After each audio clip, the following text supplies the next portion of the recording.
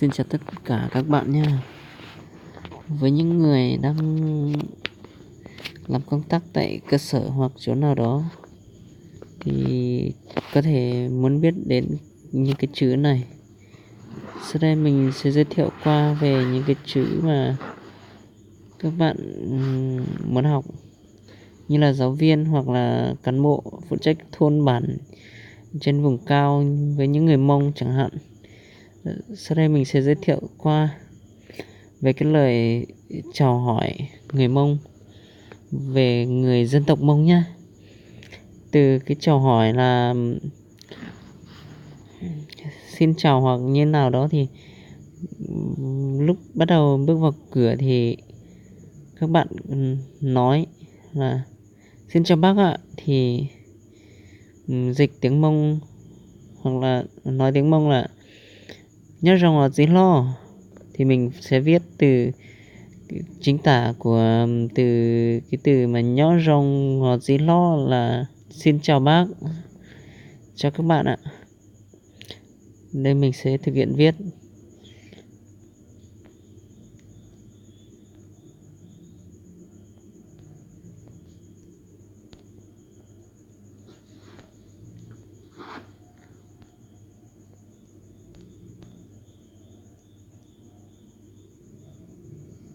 Đây cái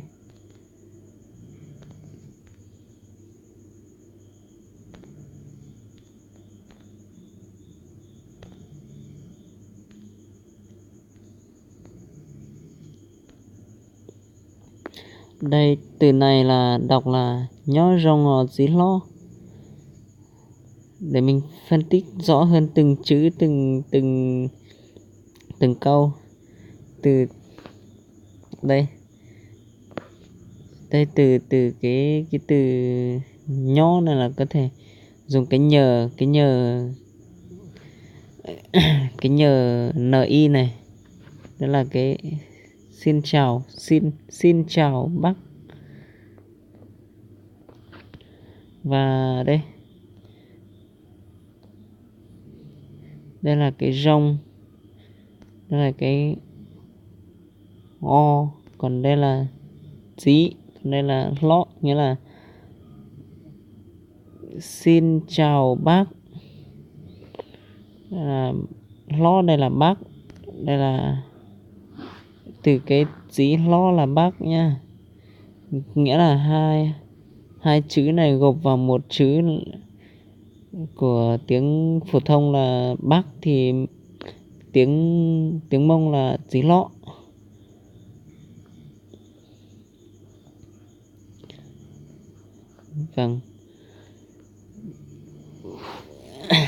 Vâng, xin chào các bạn ạ. Mình chỉ có thể dạy đến thế thôi, còn để nếu mà các bác hoặc các anh chị nào muốn học thêm ấy thì hoặc là muốn học ấy, ai có thể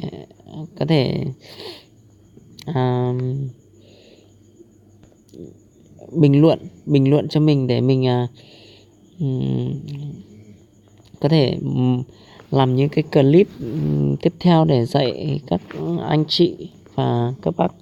Và nhớ là like cho mình để mình có thể tạo ra hoặc là dạy được nhiều bài hơn ạ.